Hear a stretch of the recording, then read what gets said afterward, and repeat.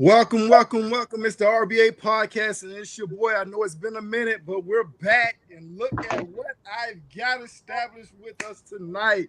Man, I got some heavy hitters in here. None other than the great Kimberly Davis Powell, who is responsible for all of this, who makes everything go with the Round Ball Academy, and absolutely going through the camp that we had recently, and absolutely had a talent from across the country, and it was absolutely amazing. However, that's not what we're here to talk about tonight.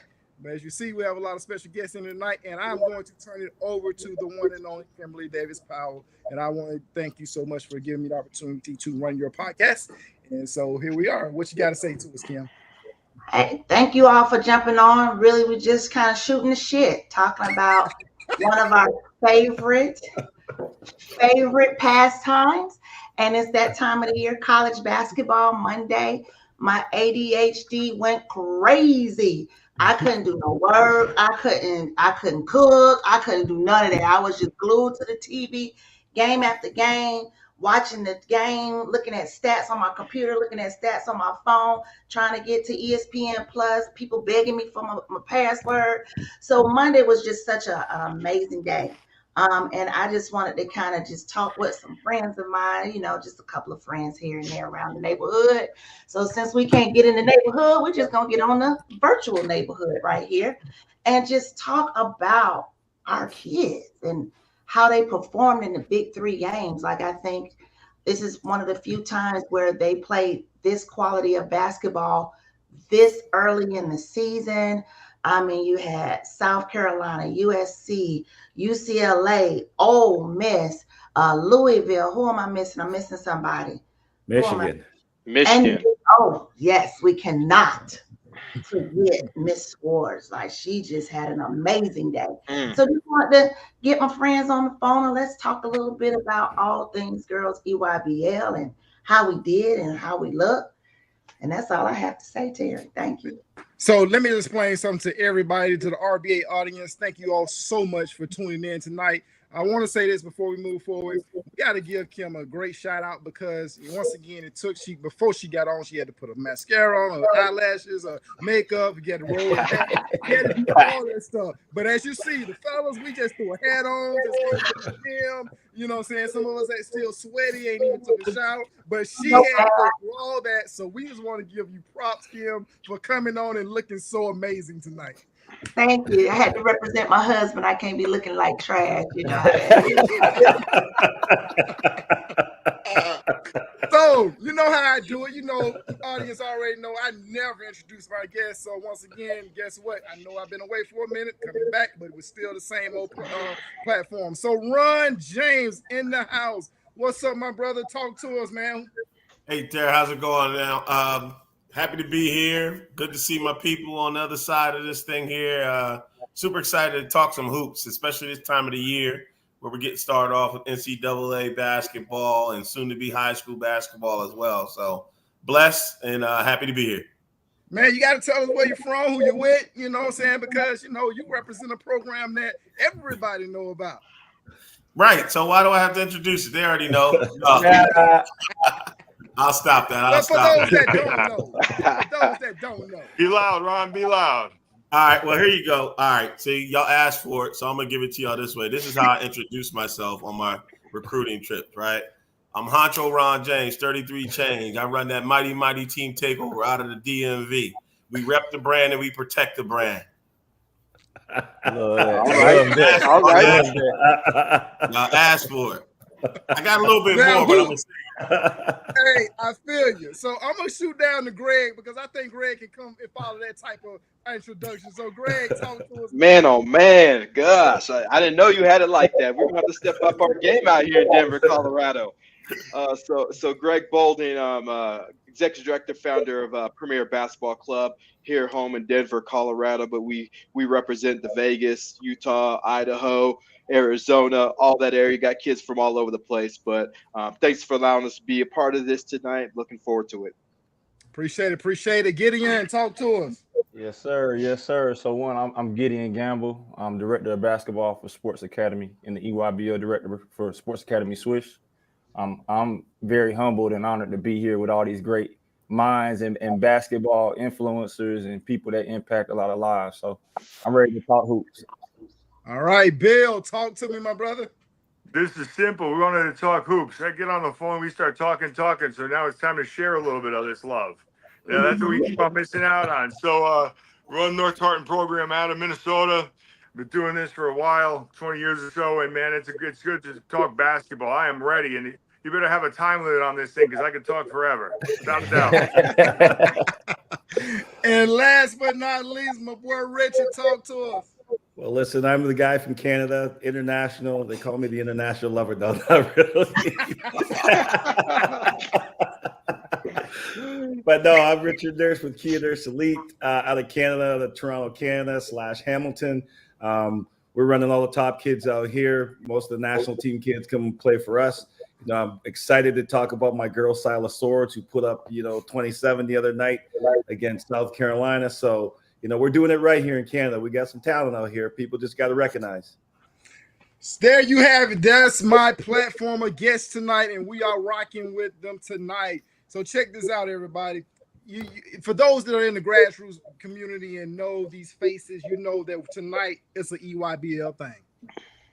As you know, we are talking all things girls, Nike EYBL tonight, but we're gonna put a little twist to it. As you heard Kim talk earlier in regards to what happened on opening night and the matchups that occurred. And guess what, you all? It was EYBL loaded with talent across the board. So let me just kind of go back over what it was. South Carolina versus Ole Miss, UCLA versus Louisville, UCLA versus Louisville, and USC, then South Carolina versus Michigan. All right, did I get that right, y'all?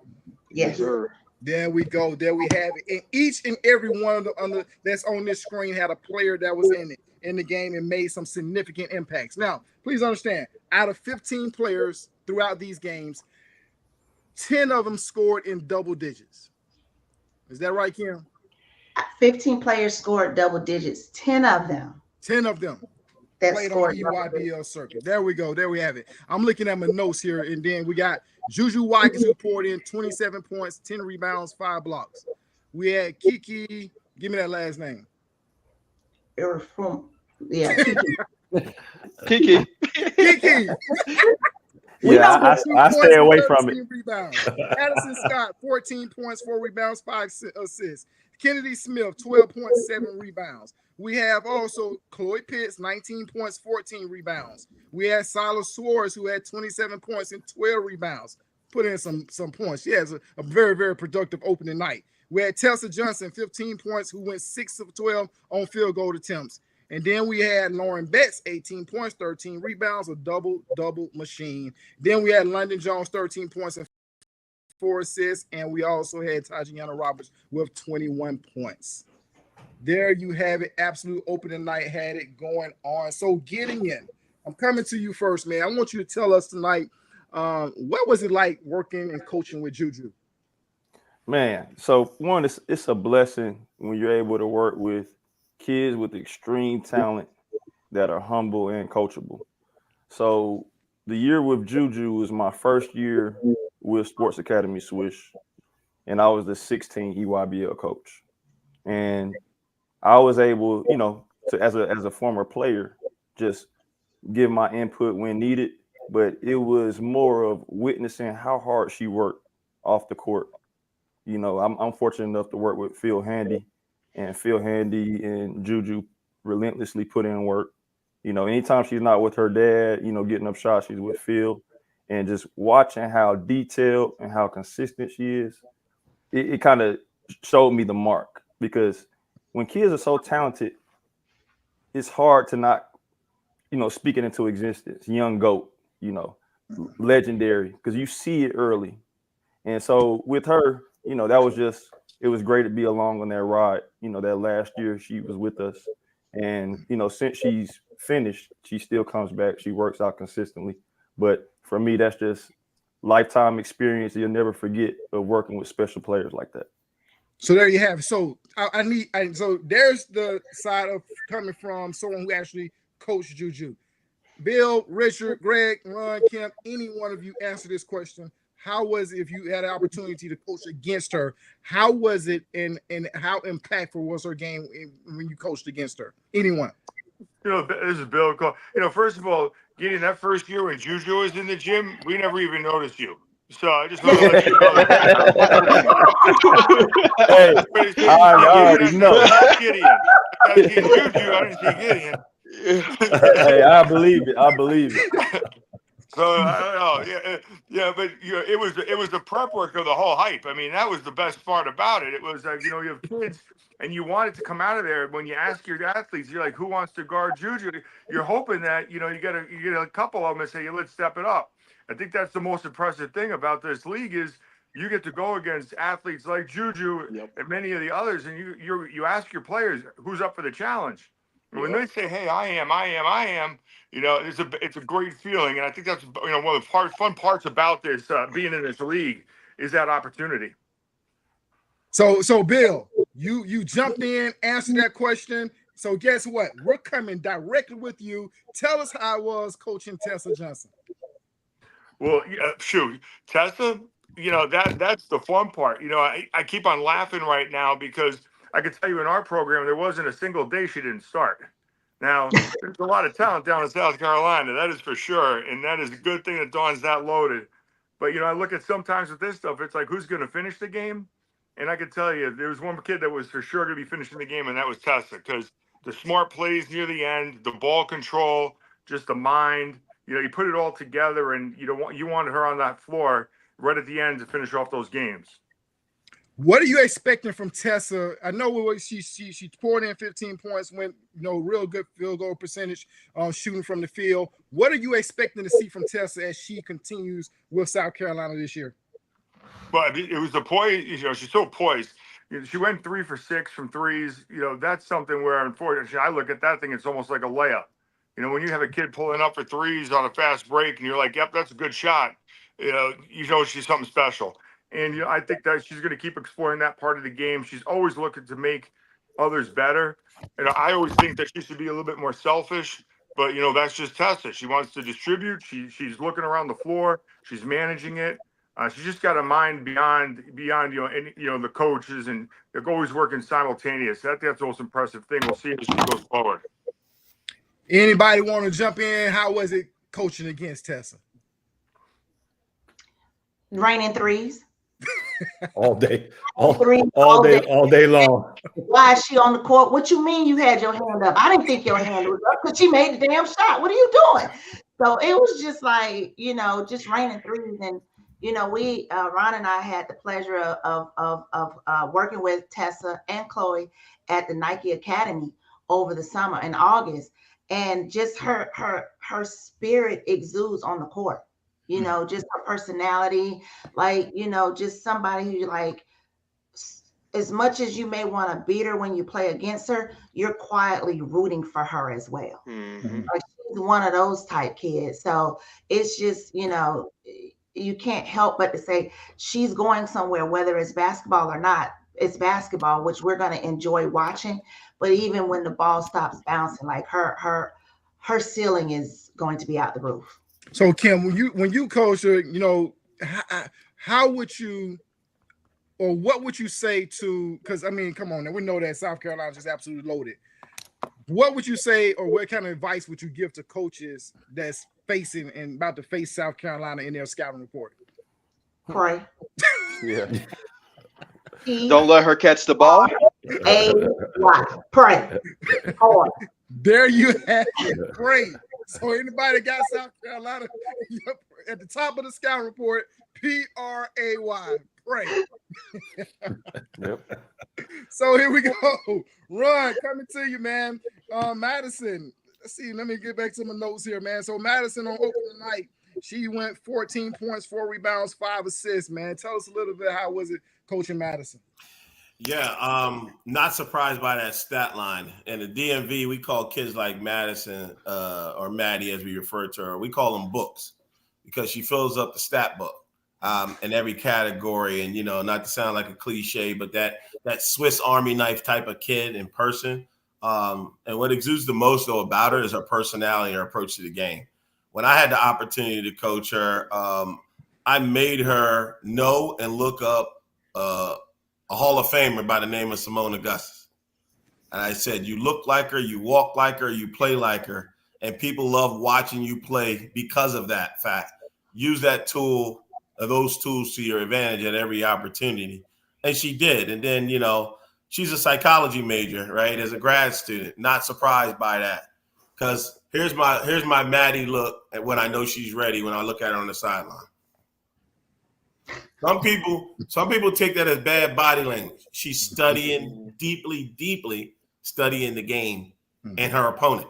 I also say this about Maddie because she had to trust me at one point during our EYBL run. She was coming off an injury in the midseason, so she came back, threw her immediately into the starting lineup, totally threw us off. Coaches and I talked about and discussed it, and we said, we got to take Maddie out the starting lineup, Ron. I said, look at her stat line. I agree. So my coaches, this is how my coaches do me. All right, so when you going to tell her? And then they ran away. They ran away from me, right? So I said, all right, I'm going to tell her right before the game starts so she can't sulk about it. But long story short of it, because I don't want to drag this out too far, but it's a beautiful story. She did it. She trusts me. Maddie was, and I can say this now to any and all parents, boy, it's my go-to. Maddie was an All-American for me, and she came off my bench for 2 years. She came off the bench and was an All-American. And the first year she played with me, we had 4 All-Americans on that team. The second year, there was 3, and she was the only one that came off the bench. And her stat line was just as good as any of those starters. And if it wasn't for her accepting that type of role and that need for the team, we don't win it. With that level of talent in an individual like Maddie, how do you convince a player like that to accept that type of role? You ask for their trust. You know, you build that relationship with them from the onset, and you show them a map, right? You plan it out. Say, this is what it's going to look like. This is where we're going together. And if I change it, then I owe you another conversation. If you want to change it, let's have a conversation as to why. And does that fit the needs of the team? So she's always been about team and team first. That's been instilled in her from her family, from how she played in high school to how she's playing now, and ultimately how she'll play in the league. There is anybody coached against Maddie. What were your thoughts? Kim raised her hand up. Go ahead. No, because and Ron and attest to this. Maddie played with Angel Reese. She played with like just personalities. And Maddie isn't a bold personality. And I would always tell her, you're my favorite. Like, I am the president. Remember how I used to tell you that, Ron? Like, that's the one. Like, I'm the president of your fan club. Because I felt like that's a kid that probably doesn't hear it that often when you have so many bold personalities on your team. And they made 2 runs for the national championship, you know what I mean, with that group. And so just to see her when she was a freshman, I think Yo has done an amazing job with her. I mean, they mapped it out year by year. This is how we're going to meet these goals. This is what you're going to do to get there. And she's just such a trusting person and so thankful she's been with people that are trustworthy, you know, and didn't take advantage of it. And to see, I mean, I think the most important part of that stat line was the 5 assists, guys. Yeah. You know, she's still unselfish. She's still, you know, what can I do for the team? Oh, you need me to play this? You need me to play that? And she's just doing an amazing job of that. So I think Maddie is just one of those kids that if the sky's going to be the limit, you know what I'm saying? Because she's really and truly trusting the process, which I think a lot of parents and kids don't do anymore. So, Kim, how far can Maddie help Coach Yo and that Ole Miss team go this year? I think Ole Miss put everybody on notice, not just for this year, that we are going to be national contenders regardless who I don't care what y'all say, how y'all say it, when you say it. This is what we're going to do. So when you step foot on the court, be ready to play. And if you want to play checkers, we're going to beat the shit out of you. But if you're ready to play chess, we still probably could beat you, but you know, it's going to be a back and forth.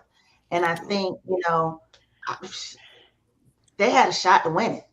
You know, it was right there. And it's one of those things where you don't sulk about it. You go get a plan. So, Yeah. the next time they're in that situation, I am scared for whoever is going to be playing them the next time they're in that situation. Wow, there you have it.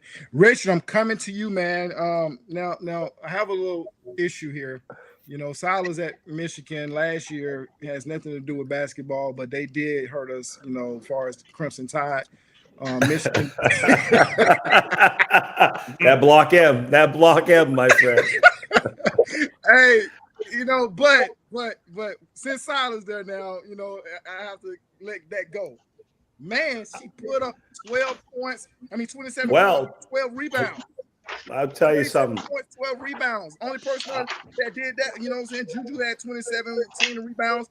Man, talk to us about Salah, man. Well, I am so excited for this kid. And I've known this kid, and this kid's been around our program since she's been 10 years old. Wow. And she's worked. I watch her work. She comes from a great basketball family. She puts in the time. She was excellent here when she was here in high school. Then she obviously moved to the U.S. a little bit with her father. I'm ecstatic for this kid because at the end of the day, potentially, we're going to be talking. You heard it here that we're going to be talking about National Player of the Year in a few years because this kid has all the intangibles. She has all of the things that you need to be great. And the funny thing about it is she doesn't know how great she is, and she's going to be great. Here's a kid that's, from Canada. If you understand where she's from Northern Canada. All they know about up there is hockey. They don't know anything about basketball. It's just hockey up there. So she's from Northern Canada. She comes in her first college basketball game against the number one team in the country. And, we all know Don, and we all know the teams Don's put on the court. And this kid puts up 27, 12 rebounds, dirty work, right? Not even all doing the elite scoring stuff, but also pulling the ball down and giving themselves some extra possessions. I'm so excited. You can hear it in my voice, the excitement that I have for this kid because I've known her for a while. I've coached her. I know her family. She's got another sister coming up that's bigger, better. Might be better than this one that's coming through right now. Yeah. But I'm happy and I'm ecstatic for her because I know the work that she put in. I had the opportunity, obviously, to be in France this year at the Olympics, and she was on the Canadian national team as a 16-year-old. Right. So as a 16-year-old, she was out and she was getting minutes and she was getting meaningful minutes in the Olympics. So when she comes into the NCAA, she's ready. Mm-hmm. And some of that. And I say this because my program is kind of been blessed because we've got a lot of national team kids and our Canadian national team. We had 4 kids this year on that team. But that's in essence to what's going on the EYBL side. We're getting to play against the best kids in the world. Right. And so that's why you see a kid like Silas Swords as a freshman put up 27 against South Carolina with no fear. Yep. So she's a great athlete that's potential is unlimited. And I'll say it again that she will be vying for National Player of the Year at some point within her college career. And Kim Barnes-Zarico has done a really good job in terms of putting her in situations, when I watch the game, putting her in situations to be successful. So I think Michigan might put some people on notice this year too. That block M, we might see some things coming from them right now. Man, I'm just like I have nightmares of that block M, but I'm gonna, continue on with our podcast tonight and just get off the podcast and cry a little bit later because that was a national champion. We didn't see my boy Coach Saban out on a good note, but open platform. Who coached against Salah? What were your thoughts when you coached against her? Well, I had the privilege of being at the stadium on Monday watching her. It was just the cool thing about it was Ohio State boys played Texas right after, and I could tell you them Texas fans around me were so hyped about watching her play that they didn't have any energy left when their team was playing. It showed, man. She gained a lot of new fans on Monday from the boys' side. But I explained to them, as a freshman, you come in here because you're prepared. That she's seen that before, and I said that's what this platform provides our players. There's a lot of talented players out there, but they're not ready like that, like these EYBL girls are. So it was pretty cool to see her and see that live. Pretty proud of her. There you go. So Greg, since you just jumped in, and we appreciate you hitting that, man. Talk to us, man. Talk to us about Lauren, man, and just how dominant she is, and how was it when you coached? Yeah, unfortunately I didn't get to watch the game because I was on the plane, and they didn't have on there because I was flying out to Vegas. But Lauren's a special kid, and it's not because she's 6'7". I think everyone looks at it like, yeah, she should be averaging those points. But I think the most impressive thing and what Lauren's consistency was, she has 5 assists out there. As a post, you have 5 assists. I can tell you right now, those 5 assists to Lauren mean more than those 18 points. And that's the type of kid that she is. You know, she comes from great parents who really bought in and trusted the process. We got her as a young kid. And when you throw her in that EYBL, especially with that body, just from a mental standpoint, not all kids are able to handle that. And, you know, her parents were phenomenal and just said, we're handing her over to you. You know, a lot of our kids grow up within our program. We got her a little bit later. We got her from another organization. So it was always one of those, like, is this going to play out? You know, it's like, how's this going to look? And I mean, the parents came in like they were premier people for a lifetime. And, you know, she's the type of kid that always wanted to get in the gym. She's the type of kid that she was making sure she's always lifting up her teammates. You would never walk in the gym and look at Lauren like that's the number 1 kid in the country. She would never tell you that. That she's just a phenomenal kid. You know, the success that she's having right now is just, that's who she is. And I think the players around her are always going to have success because she wants everyone to eat on her team. And that's, I think UCLA is going to have a lot of success because I see a lot of those kids have that mindset. There we have it. Terry, real quick, I got to mention on Lauren, that first play, she caught it on the left block. She was looking for her teammates. She started to go baseline and spent back for the left-hand jump hook. I was like, oh, man. It was poetry in motion. Right. Tell anybody coached against Lauren? Yeah, I did. I did. Well, I have to share this with you because I am still apologizing to 2 of my kids that were forced to guard Lauren at her side. And that's Jaden Donovan at Duke and Sanaya Jadas at Arizona. That was, I could only use athleticism, and man, she wore both of my poor babies out, and I think we had Kyle Stars after that. We had nothing left in the tank. Nothing left in the tank. But I think you still smacked us that game, Ron. So I think they're all right. I think they're all right. Let's be real here. Yeah. Come on now. Yeah, he had to remind you a little bit. Yeah, man. But I'm still apologizing to those kids, man, for that. I have to apologize. You got to do it. Yeah. So to the RBA audience, thank you all so much for tuning in with us tonight. You've heard from my wonderful guests tonight. We got so much more to talk about, but I wanted to thank you all so much for tuning in, whether you're YouTube, Instagram, X. Thank you so much for tuning in tonight. And if you have any questions, go ahead. Put it in the chat. We'll bring it on the stage. We'll get an answer. And make sure you go on ahead, like, reshare, share, do all those things so we can get this word out and what the conversation is about. We're talking about players on opening night in the EYBL. That is former players in EYBL who had tremendous opening nights in the women's game on the collegiate level. 15 players scored in double digits. 10 of those players are former EYBL players. And you just heard these coaches talk about the players that they actually had an opportunity to coach and to coach against.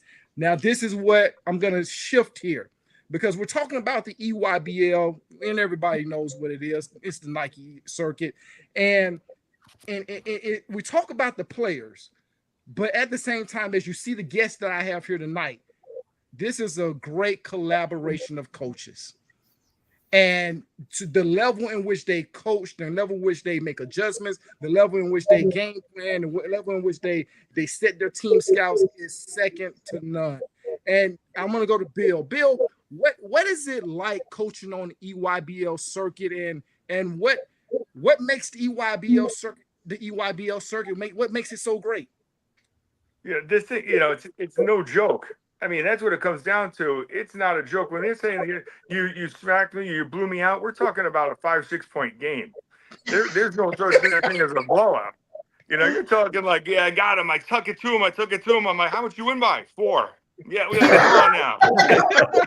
Dude. So you got to be ready for everything. And I know we as a program, like, we take it seriously. We got people scouting, watching the games back at home, and we're writing up 4-page scouting reports. The kids got film in between games. This is something where it's a serious ordeal because, we do it to ourselves. We're so dang competitive. The kids are so competitive, and we're trying to get them ready for the next level at college. They got to know how to do all this stuff. So we break down film with them. We're giving them scouting reports, calls. We're quizzing them. We're having them walk through the opponent's plays before walking on the court. Sometimes you'll see them even calling out stuff when they're calling, because you got to be ready to make a difference. And that's the big thing in this league. We're our own enemy because we just keep on making it. We just raise that level time after time after time. I think so. So Greg, you talked about, and I think it was you, Greg talked about, but I want to hit you with this, Greg. Why is it that former EYBL players, when they step on the college level, why is it that they can step right on in and make impacts like we saw on opening night? What is it about playing on the EYBL and then stepping to the next level and playing on some of the biggest stages of the year against some of the top teams in the country, and they can fit right in? What is it, Greg? Well, there are the best players in the country in this league. But when you're playing in the EYBL, we have 4 stops this year. You're playing between 5 and 7 games a stop. You're playing like 7 high level college games every weekend. And they say iron sharpens iron, right? And that's how you get better. I'll tell you what. I know Bill said games are close, but my first year in the EYBL, I'll tell you what, we were getting our butts whooped, and the average by 30 points. And as a coach, we had to go back and we got to do things different. We thought we were good. We came in, my co-founder and I, we looked at each other and we lost a total of 4 games last year just playing who we thought were good people. We jump in the EYBL and we're just getting smacked. And so we had to go home, change up our footwork, speed up our shot, make more things intense, because you don't know what it's like until you see it, until you feel it. My first game coaching, we were playing a team out of Philly. The first 2 minutes, we were down 16-0. I had to call my girls over. I said, it's okay. I understand you guys are shitting on yourself, but that's okay, because I am too. I've never look. I had never experienced that. I truly had never experienced that. So it's a mindset. It's the mental preparation. I think it gets you ready for that the collegiate game, and just the physicality of the game, speed, physicality. The only good games we get out of EYBL, truly, we got to go play boys.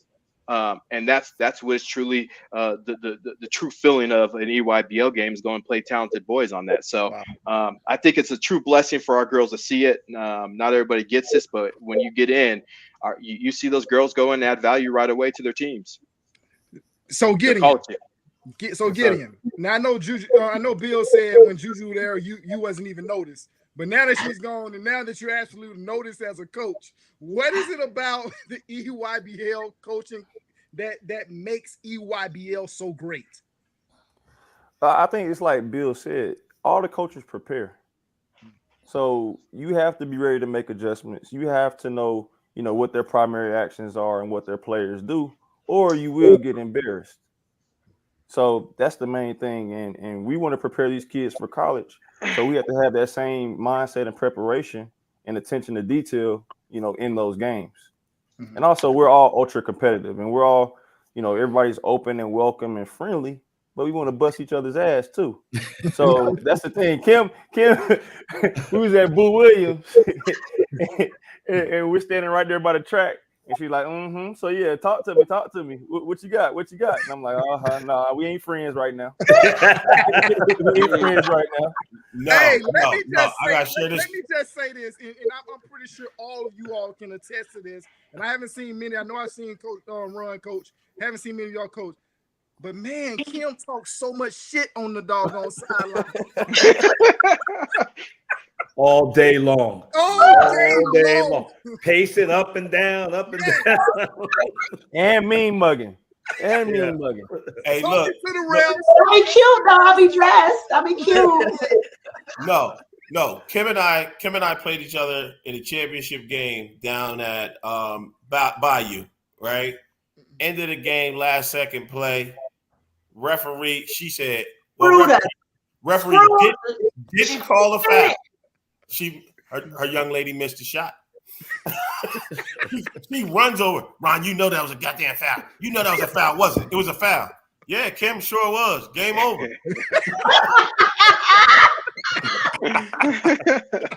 And I got one more story for you, right? So this is my younger time. So Kim and I we're at Boo Williams, we're at the same hotel.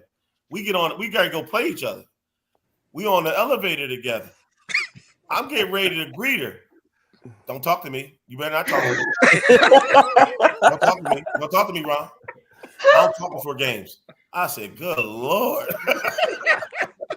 Hey, so Ron, so with Kim and all, that's the competitive nature. Tell me and talk to me about what you've learned as far as from other coaches in the EYBL and how it has helped you to become a better coach.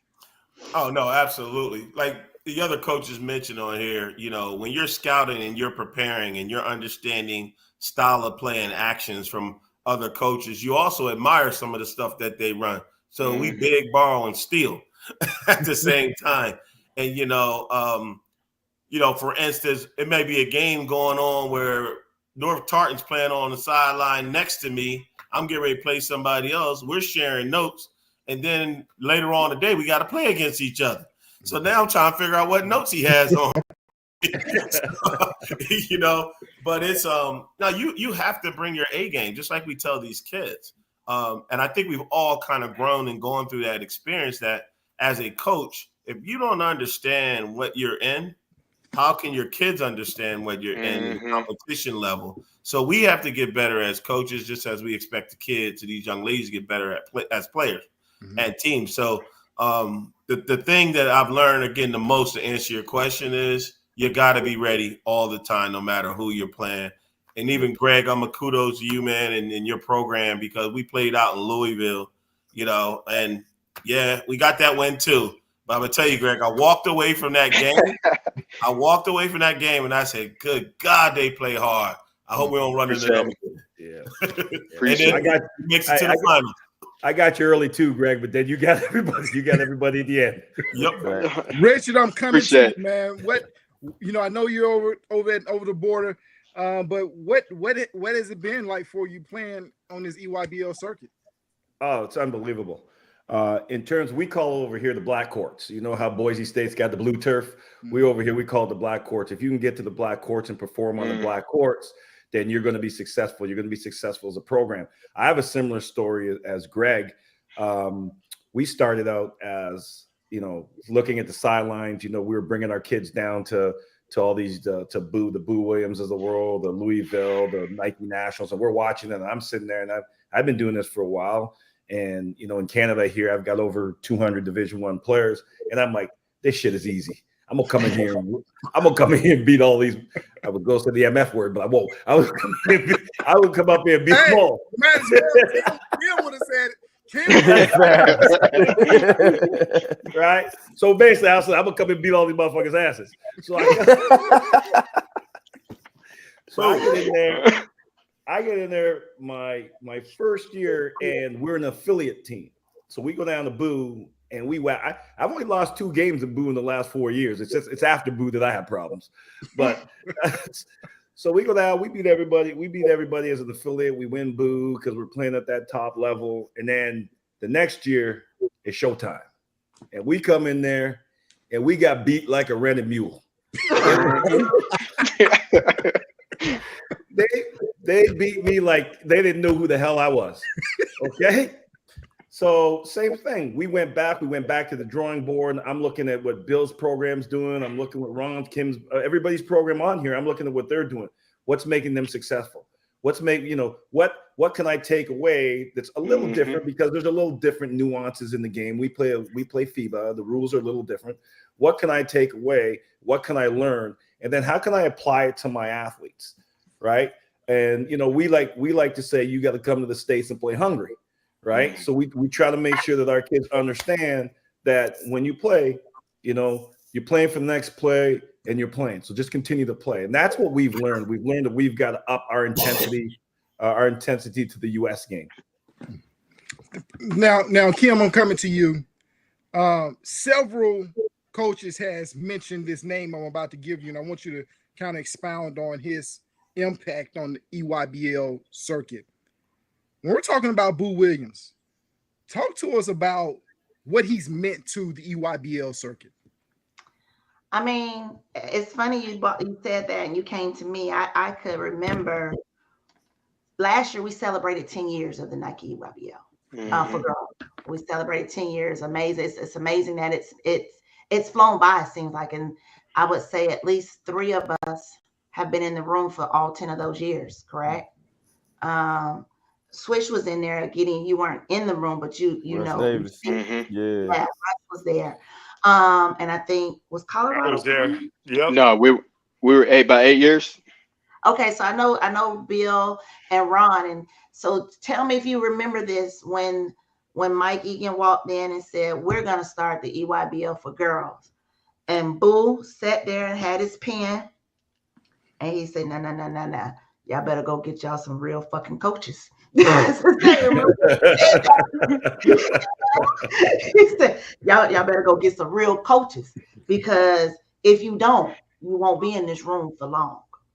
And he pretty much set the tone. Like he's always willing to give information. He's always willing to let you know what's getting ready to go on, because he's on both sides, boys and girls. You know what I mean? But the resilience that he's had and the love he's had for girls has the girls' game and the growth of the game has been amazing. You know what I mean? I don't know anyone who runs a boys program initially. He was the first boys Nike program.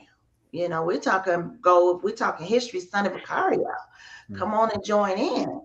And for someone who has had athletes on the boys' side to give the girls' side that much energy and want it to grow, I don't, you know, that's just a testament to him as the man. You know, so Terry, go ahead. I didn't mean to cut you off. Can I speak to a little bit of about Boo? Were you finished? Hold on, were you finished, No, go ahead, Richard. I could go. Okay.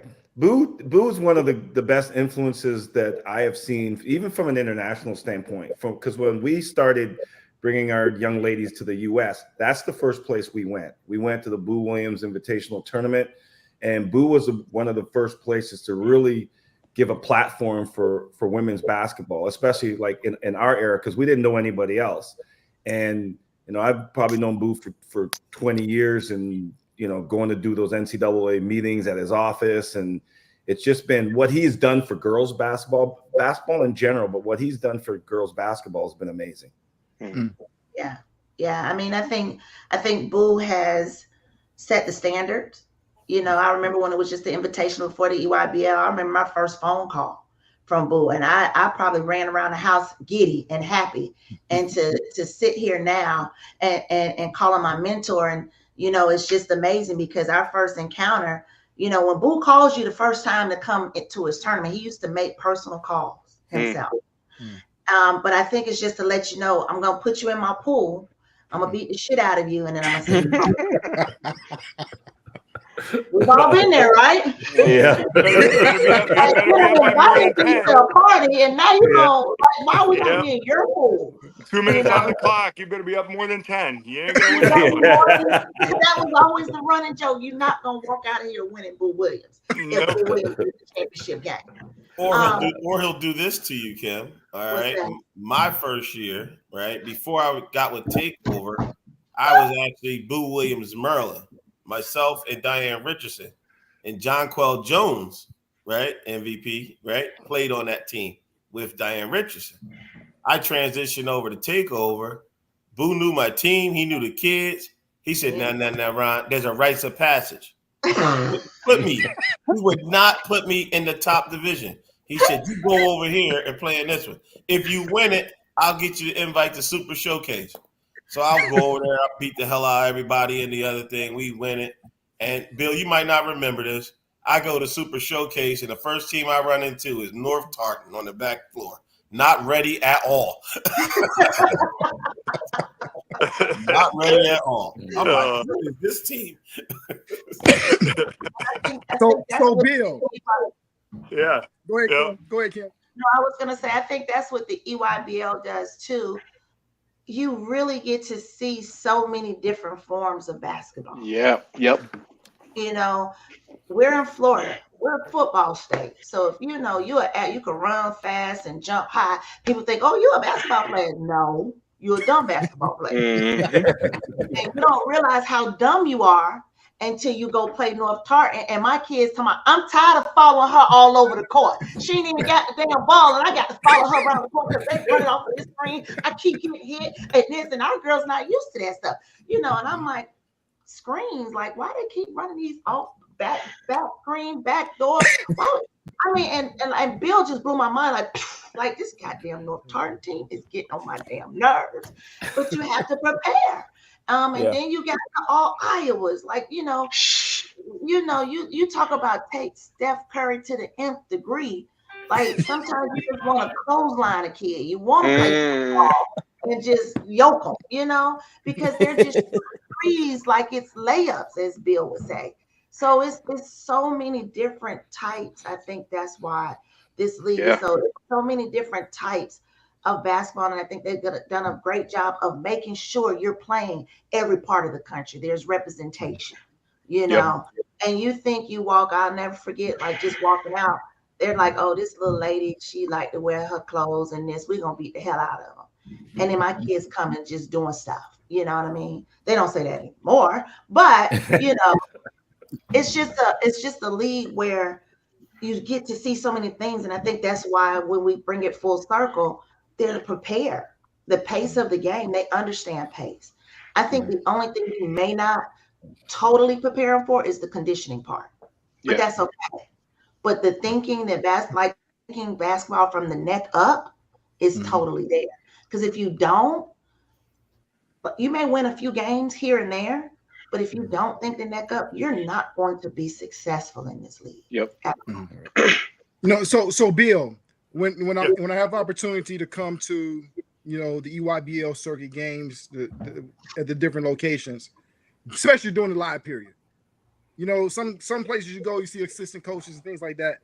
EYBL events, the head coaches are there right there watching.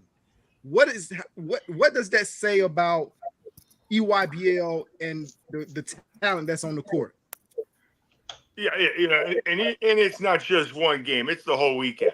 And that I think is another part of the greatest thing about this is the preparation for kids. So when they're going out there, by the time they get midway through the summer, they're not freaking out anymore. And I have to give the coaches an awful lot of credit too, because we talk about the 17s EYBL. Shoot, these guys are coming out to the 8th grade to the 9th grade games. They're showing up, and you're getting you're talking 8 to 15 coaches, Division I coaches, watching the teams play, and because they know where the talent begins, and some of them are just getting the jump on it. But we're talking major schools coming in and watching these kids, really play some great basketball.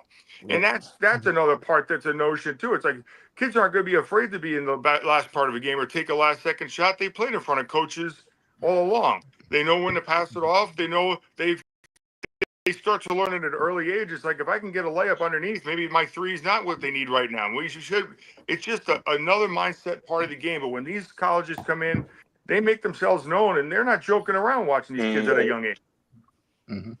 And so, Gideon, when your players in your program see that you can get, you have talent like Juju, and college coaches are, they're seeing you talk to college coaches. What does that do for players in your program and their desire and aspirations of playing at the next level?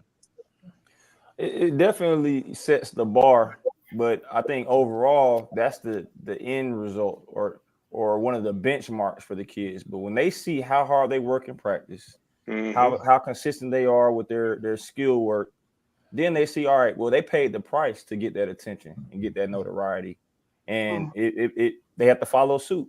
So it's just, you can't jump in at the end and want to get those same results, because you saw them 2 years ago, a year ago, struggling with a certain, fundamental or shooting or finishing with their offhand or playing through physicality, and they have to keep progressing. And then that's where they, reap the benefit of everything. Mm-hmm. So, Greg, I saw, I travel all over the country, and I saw at a tournament a parent walk up in the middle of the game and begin to snatch her child and begin to coach her child on the court at that tournament? These are things that I don't see at EYBL. Tell me about the parents. We all look like, Y'all should start pointing fingers.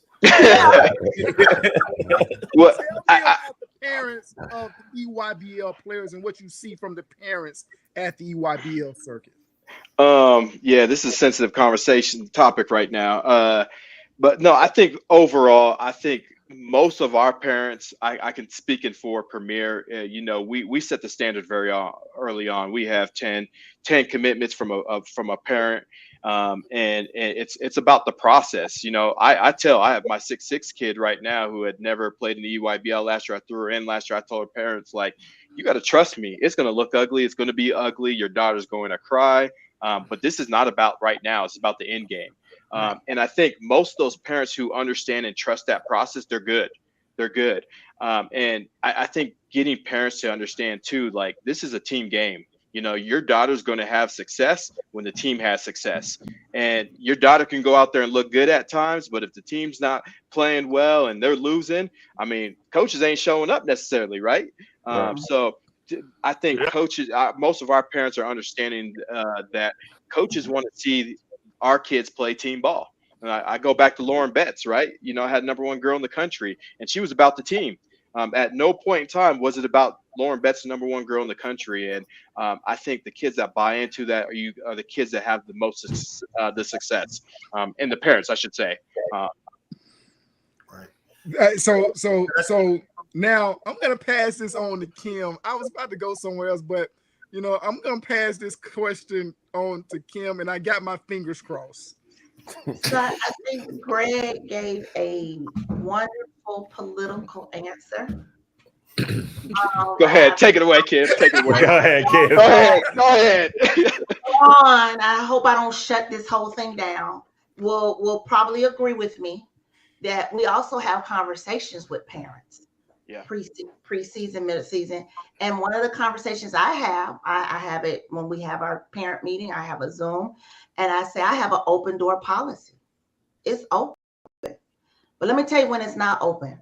Before the game, halftime of the game, or after the game.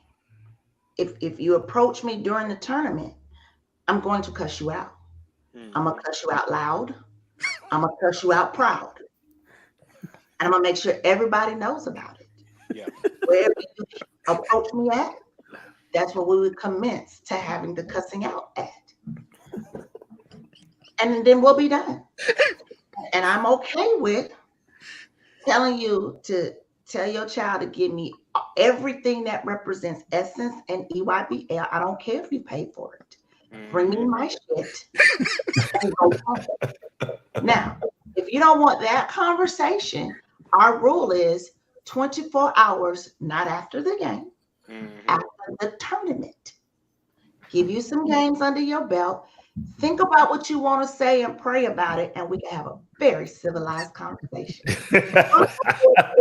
that sum it up a little bit, Ron? Oh, absolutely. I mean, you're a little bit more open than I thought, though. So I think we set the tone. We'll talk. But just remember, the energy you give me, I multiply it by 10. And I give it back. And I'm going to say facts. One difference. Go ahead, Ron. I don't talk on the road.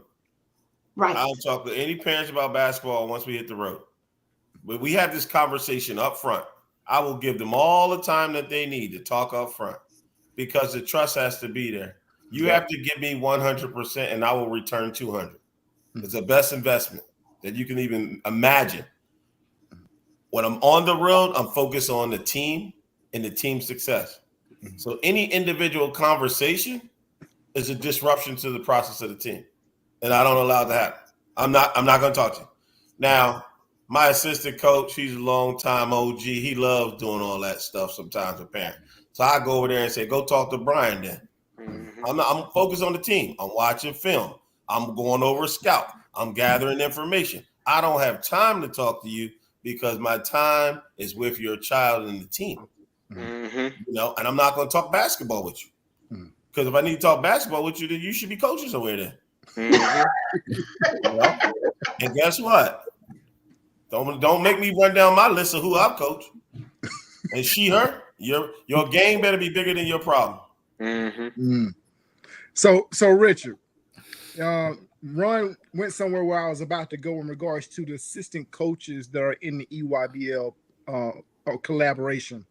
Talk to us about how good the assistant coaches are that don't get as much credit as you head coaches get. Yeah, I think that when you're doing your selection process, and everybody's selection process is a little different, but we like to have our program where we've got some college coaches, where we've got some former athletes. So everybody that's within our system, particularly our assistants, have played. They've played, they've coached. They've all either coached at the university, or you guys call it JUCO. They've all coached at some sort of level. So every coach that's coming in here has something to bring to the table, because I've got some of my assistant coaches that have been head coaches at college, or universities, right? So we like to have that continuity. We want people in there that aren't yes people. We want people in there that want to coach. So when you get those people, they know how to do scouts, they know how to do film, they know how to run it, they know how to run a practice, they know how to do individual work with your athletes. So those are the type of people that we're looking for, and those are the type of people that my colleagues here on this call have on their staff. Yeah, as soon as that Division III rule went through, you have a Division III coach. I called every single one of them within 3 hours. Yeah. Every single one. I called. I go, you're in. I'm like, here we go. Let's go. It's simple. So Bill, so you talk about that in the Division III coaches and things.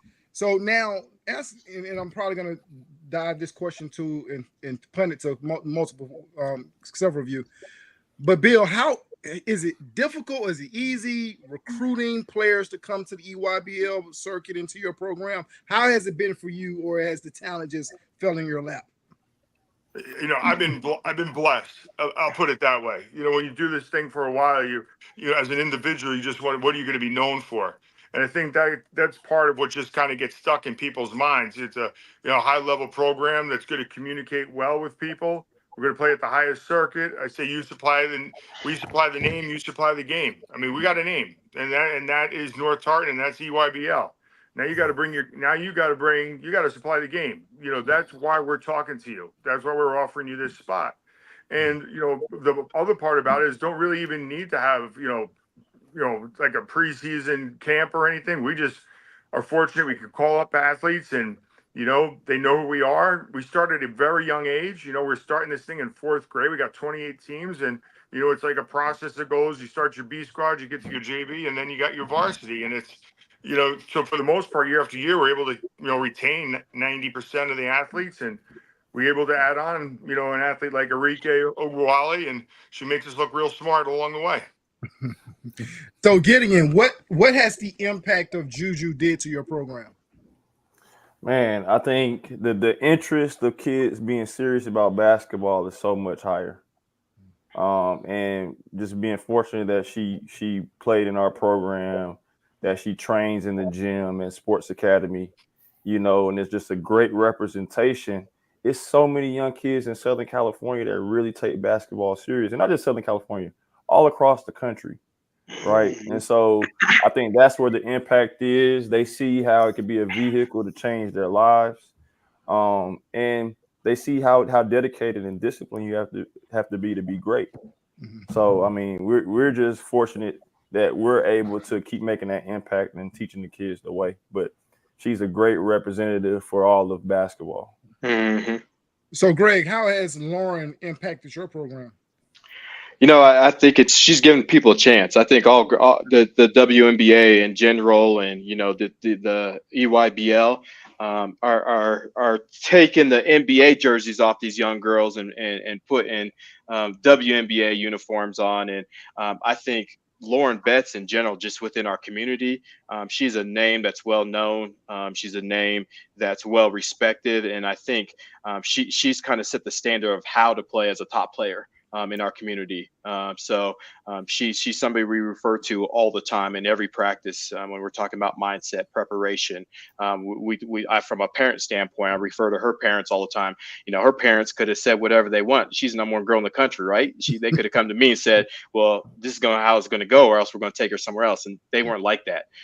So her whole family, I think they did it the right way and showed people how it should be done. So, so Ron, now I'm gonna hit you with this. We know that the transfer portal has impacted so many different levels of the game, and everybody now says that not only do you have to recruit for what's coming, but you also have to recruit the team that you have. Has that filtered into your program and what you see going on across the EYBL? You mean at our level? Yes. For my program, not as much. And I think that's primarily due to we have a model that's very similar to our boys' side, whereas, we grow from within and at a very young age. Our EYBL coaches are very familiar with our grassroots kids from 5th grade, 6th grade to 7th grade. Before I took on a high school job, I was our 8th grade junior EYBL coach during the fall and the winter session. So, you build the relationships with those kids. You develop that that deeply rooted trust that's needed in providing what they not only want, but what they don't even understand that they can have. But when you're providing that need, they're not going anywhere, and when you say, I'm loyal, but you gotta believe loyal, but be smart about it. Right? Are you getting out of it what you need based off your potential? And are you being exposed to things that you didn't even know well within your grasp? So I don't believe in trusting the process. I believe in trust the person taking you through the process. Yeah. There you have it. So let me just say this. The numbers have, normally time the numbers get to a point where you get to a point in the podcast, they begin to drop. Y'all, the numbers keep on increasing. So what's telling me is this, that we're going to have to do this again, because literally I'm looking at the numbers. I'm like, wow, I've never seen this happen in how it's happening. And we're not even on the platforms that we wanted to be on far as where it's going to be put out yet. But we're still got a lot of work to do in regards to that. But this is what I want to go back to opening night. Okay, I want to go back to opening night the other day where we had Southern Cal versus Ole Miss. We had UCLA versus Louisville and South Carolina versus Michigan. I know we talked about the players that you all have coached, but I don't want to slight anyone in regards to their performances. So we know we had, and help me if I butcher the names. So you guys got to help me out. Tajiana Roberts, who had 21 points at Louisville. Anybody want to talk a little bit about Tajiana? Yeah, I'll talk about Taj. So Taj, she played originally for one of my best friends in the industry, Hall of Famer Terry Banford from La Jolla Country Day. And so I've seen Taj grow up in the program. Wonderful kid that loves the game. And so her having 21 on her first night was not a surprise to anyone that knows Taj, because she's a natural born, winner.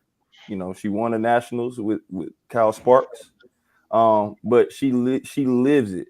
So she doesn't cheat the process at all. And everything that she's getting now and will get in the future is not a surprise. So I'm very happy to see, her early success, and it's going to be more, from there. Gotcha.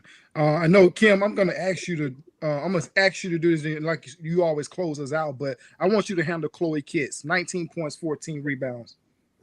Yeah, and we kind of went back and forth. Chloe played for a program called Central Florida Elite here in Orlando. And she played for a couple of different programs, but she did play for EYBL. And Chloe, she's just a gamer. She's a gamer. That's what she does, and she's gonna get buckets. And I've always said, and people have said to me, okay, well, I don't know if South Carolina was a good move, because we also have to understand a lot of these kids, and we'll talk about it when we close. She's just a sophomore. So, technically, well, a junior, but this is her second full year playing. And so I've always said, one, she works so incredibly hard that when she gets that next level training, it's gonna translate for her. Two, she has such a touch around the rim and weight finishes that's gonna be nothing but beneficial to her. So I think that, it's not a surprise that she's done what she's done. And people have had to come back to me and say, you were right. you were right. Like I was like, yes, oh no, that's just gonna be bad. I was like, okay, I'm telling you all, this kid can do A, B, C, D, and she has. And so I think that's been the beauty of watching her at South Carolina.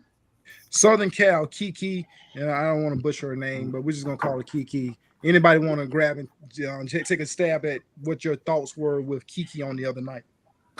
Yeah, I mean, if somebody else wants to, I can speak on Kiki as well.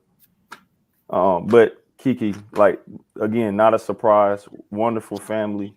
You know, she was a standout at Stanford, and you know that potential was always there, athletically, skill wise, work ethic wise, and so her being with this team at this time, I think it's just it's that's why they're top 5 in the country. And I can add to that from our Nike Skills Academy opportunity to coach and assist her.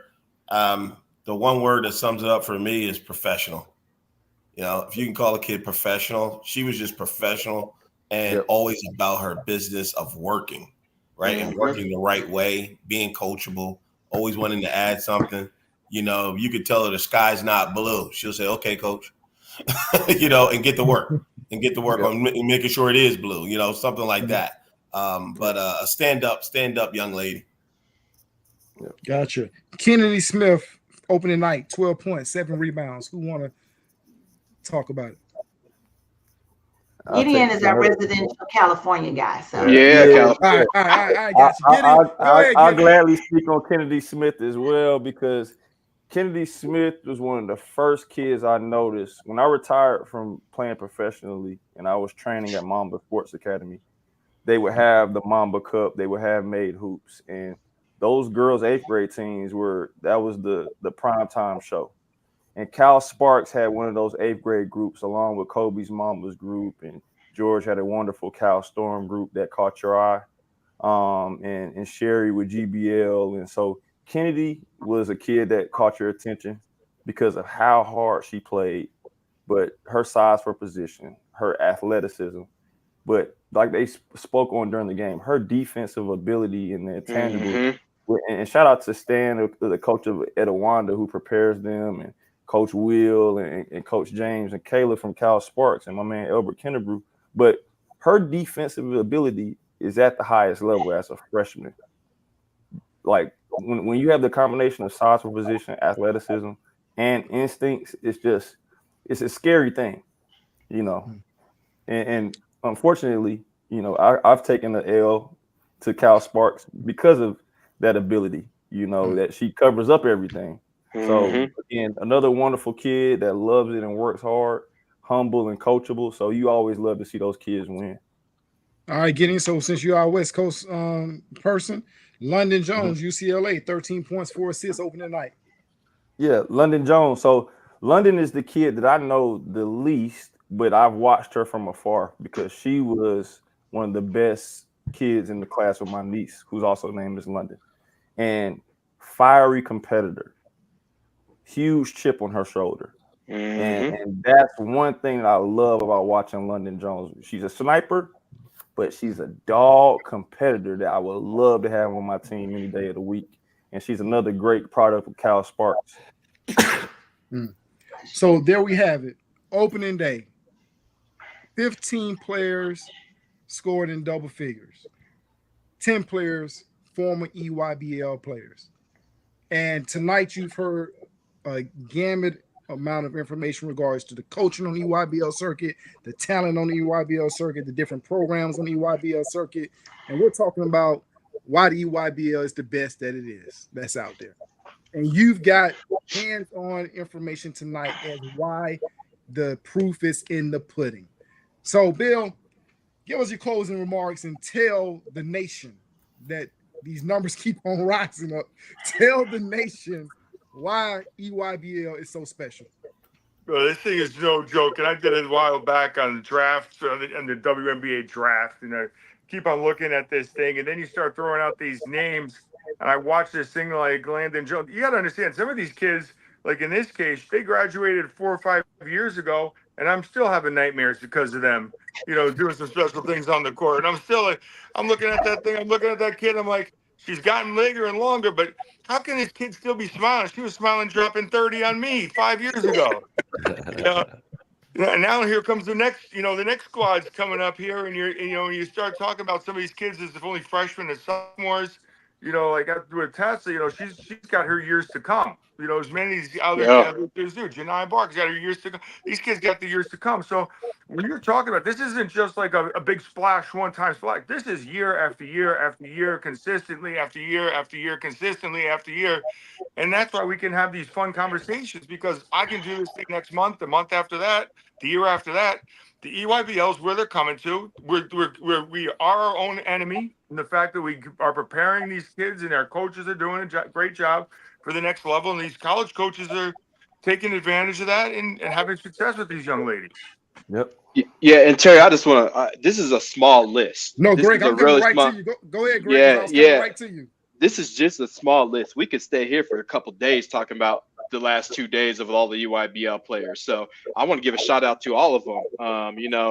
Whether you're a Premier kid or all DMV, wherever you're from, shout out to all the EYBL kids, because there's a lot of them showing out and representing the brand, and lots of young girls looking up to you, and I'm just blessed to be a part of this and being able to coach some of these girls and coach against a lot of these girls. So that's my ending remarks. Richard, this is the best. This is the best league in the world. It comes down. It's got the best players.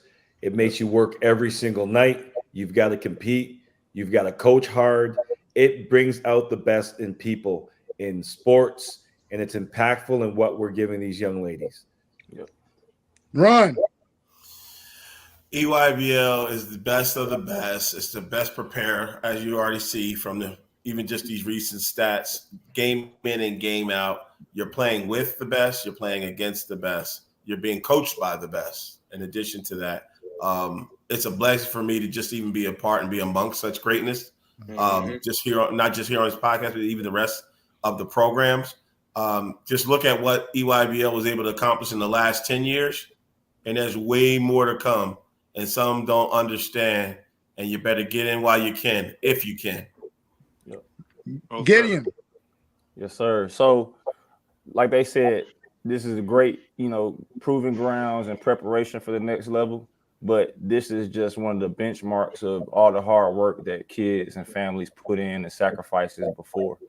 But I don't know who's watching, but for the kids that are in college, not everybody's going to come and be an instant success and play significant minutes and be a starter, and that's okay. But don't be discouraged. You got to keep putting in the work, and you got to absorb the information, because I know one thing with young ladies that I found is sometimes they're easily discouraged when failure happens, when really that's where all the growth can really happen. So, amen. Yeah. So like sometimes people are instant success. Sometimes people, bloom late and bright, and that's okay. So put in the work. There you have it. But going back to what Greg said, this is just a few of the many, many, many talented players who have come from the EYBL circuit. And like Ron said, it ain't gonna stop anytime soon. So we can be having this conversation for years and years to come. And with that being said, I want to challenge everybody here tonight that we got to do this again. And I want to challenge us to do it in this way. We know that there are a lot of Thanksgiving tournaments coming up on the collegiate level. Whatever it is, whichever you want to watch, I know we're going to see some EYBL talent somewhere. Facts. And I'm going to challenge you to take a couple of notes. We're going to watch the ones that's going to put out the numbers. That those will be our main ones. But we want to show some other EYBL players some love on next time we get together. So if we can do this after Thanksgiving and then after Christmas, I think that we'll be great getting into the year 2025, ramping up and getting ready for the EYBL circuit.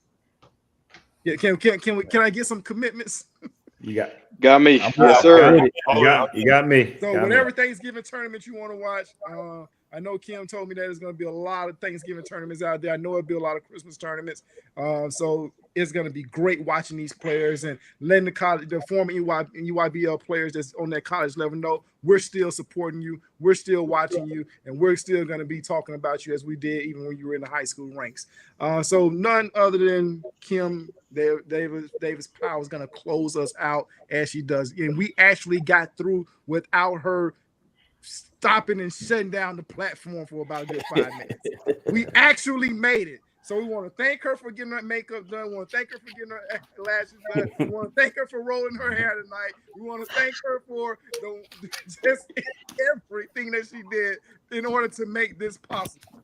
So, Kim, we thank you so much. And once again, I want to publicly say thank you for allowing me to host your podcast and be able to do the things that I do on the Round Ball Academy platforms. And so I want to give it to you, close us out, whatever you want to say. And we'll be back at the end of November with this same conglomerate to talk about the Thanksgiving tournaments and the former EYBL players. There you go, Kim. I just want to say, I think opening night was amazing, like I said before. And I think, all of us can attest to that, we're looking at kids. The getting the scholarship is the easy part. It's preparing them to play as freshmen. And to see Sila as a freshman, Tessa as a sophomore, you had Kennedy as a freshman, and Taj as a freshman, to do the things that they did at a young age and now preparing to get scouted. And I think they're going to continue to be able to do those things. I think that it's a testament to what the league does to prepare you. So I just want to thank you all again we talk about kids trusting the process. Thank you all for trusting me to say, hey, let's put something together. Let's do this, let's do that. And let's keep rolling. I think that, a lot of people can be deterred, or a lot of people can be convinced of something else. But when you talk about a collection where you're talking about from the highest of the high, you're talking Nike, and then you're talking the EYBL, the support. Then you're talking about the level of the coaches, the level of the assistant coaches, the organization of the programs, down to how you get the parents to move. And then we're giving all of this to the players. When you talk about from literally top to bottom support, I think that, the EYBL is second to none. And I think, and it's not just one team. It's not 4 teams in some of the leagues, like some leagues. It's 32. You could play a team that may have 2 wins on the year, and they may walk out with a 20-point win on you. So I think that just the collection, and if you really want to prepare your kid, you really want to get them mentally prepared. That's why I think the EYBL is such an important league, and I want people to really recognize that and not get fooled by the lights, glitz, and glamour. No, success is not always beautiful. It's going to be some cut, bruises. We had our Nike director meeting, and he said sometimes when you're building and you're remodeling, you got to tear down some walls, and be okay with tearing down the walls. That's part of the process, because once the whole building is done, it's going to be absolutely gorgeous. So thank you, guys. I appreciate you all. Thank you, Terry, that I could call you at the drop of the dime. I got an idea, and you're always ready to roll in. And I do these and be like, I got an idea. Can you get on? Kim, let me rearrange my schedule. So I appreciate you guys for just being on here and talking what we love to do. And we'll continue to do that. So to the RBA audience, thank you all so much. To the EYBL audience, thank you so much, because those numbers, we're getting ready to get off. We've been on for 1 hour and 18 minutes, and the numbers have steadily increased. This is absolutely blowing my mind. Like, to see these numbers increase is absolutely blowing my mind, that people at this late of the night, they're still hopping on here with us. So that means that this there's no telling where this can actually go. So next time you're going to see these wonderful, beautiful faces and the guys coming out the gym throwing hats on, Bill coming out the gym just like, yo, I'm here. And Kim putting the rollers in and then doing all the stuff with her hair. The next time you see this, it's going to be after Thanksgiving, because we're going to be spending time during the Thanksgiving break watching former EYBL players at the collegiate level do their thing. So thank you so much to the RBA audience. Thank you so much to the EYBL audience. Hey, we're not going anywhere. You'll see us again after Thanksgiving. And so until then, have a wonderful Thanksgiving and enjoy what the product is on the floor with the EYBL players at the next level. And to all the EYBL players, future, now, past, present. Thank you all so much for your hard labor, you're putting in that work, and we'll see you soon. And you will always have a support group behind you, pushing you hard, and pushing you even harder. Peace. Peace.